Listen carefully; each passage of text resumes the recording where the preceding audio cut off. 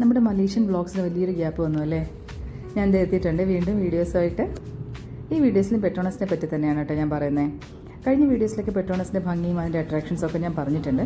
പക്ഷേ എനിക്ക് കുറച്ചും കൂടെ കാര്യങ്ങൾ നിങ്ങളായിട്ട് ഷെയർ ചെയ്യണമെന്നുണ്ട് ഇതിനെപ്പറ്റി. അതുകൊണ്ടാണ് ഈ വീഡിയോ ചെയ്തത്. പെട്രോണസ് ലോകത്തിലെ ഏറ്റവും ടോളസ്റ്റ് ട്വിൻ ടവർ ആണെന്ന് എല്ലാവർക്കും അറിയാം. പക്ഷേ എന്താണ് ഈ പെട്രോണസ്? ആക്ച്വലി പെട്രോണസ് എന്ന് പറയുന്നത് മലേഷ്യൻ ഗവൺമെൻറ് ഓൺ ചെയ്യുന്ന അവരുടെ നാഷണൽ ഓയിൽ ആൻഡ് ഗ്യാസ് കമ്പനിയുടെ പേരാണ് കേട്ടോ.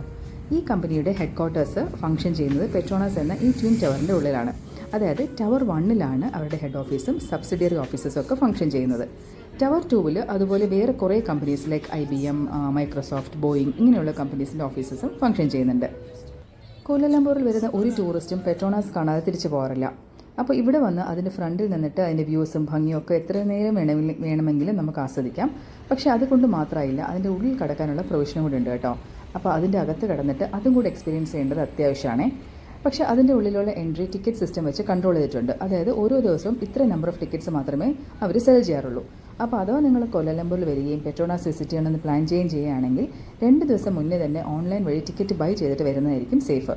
കാരണം ഇത്രയും ഡിമാൻഡുള്ള ഒരു ടൂറിസ്റ്റ് സ്പോട്ട് ആയതുകൊണ്ട് ടിക്കറ്റ്സ് പെട്ടെന്ന് തന്നെ സോൾഡ് ഔട്ട് ആയി പോകാറുണ്ട്. ട്വിൻ ടവറിൻ്റെ ഉള്ളിലുള്ള അട്രാക്ഷൻസ് എന്ന് പറയുന്നത് ഒബ്സർവേഷൻ ഡെക്ക്, പിന്നെ കൺസേർട്ട് ഹാൾസ്, പിന്നെ 41st 42nd ഫ്ലോർസ് തമ്മിൽ കണക്ട് ചെയ്യുന്നൊരു സ്കൈ ബ്രിഡ്ജ്, ഇതൊക്കെയാണ് കേട്ടോ. ഈ സ്കൈ ബ്രിഡ്ജിൽ നിന്നൊക്കെ നോക്കുമ്പോൾ കാണുന്ന വ്യൂസ് ഭയങ്കര സ്റ്റണ്ണിങ് വ്യൂസ് ആണെന്ന് കേട്ടിട്ടുണ്ട്. ഈ കാഴ്ചകളൊക്കെ കണ്ട് ആ റോഡ് സൈഡിൽ നിന്ന് ഇങ്ങനെ ആസ്വദിക്കുന്ന സമയത്താണ് എനിക്ക് മറ്റൊരു കാര്യം സ്ട്രൈക്ക് ചെയ്തത് കേട്ടോ. കോലാലംപൂരിലെ വെഹിക്കിൾസും അവരുടെ ട്രാഫിക് സിസ്റ്റവും.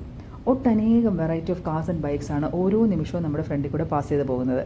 അഥവാ നിങ്ങളൊരു കാർ ലവർ ആണെങ്കിൽ നിങ്ങളുടെ കണ്ണിന് ഭയങ്കര സാറ്റിസ്ഫൈങ് ആയിട്ടുള്ള കാഴ്ചയായിരിക്കും അത്. ഇത്രയും ബിസി റോഡ്സ് ആണെങ്കിലും എല്ലാ വെഹിക്കിൾസും അവിടെ ഭയങ്കര പേഷ്യൻ്റ് ആയിട്ടും ഡിസിപ്ലിൻഡ് ആയിട്ടുമാണ് മുന്നോട്ട് പോയിക്കൊണ്ടിരുന്നത്.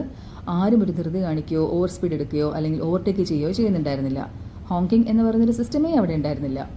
അപ്പോൾ എല്ലാവരും ഒരേപോലെ ഇങ്ങനെ ബിഹേവ് ചെയ്യണമെങ്കിൽ ഈ ഒരു കൾച്ചർ അവരുടെ ഉള്ളിൽ ഓൾറെഡി അലിഞ്ഞു ചേർന്നിട്ടുണ്ടാവാം.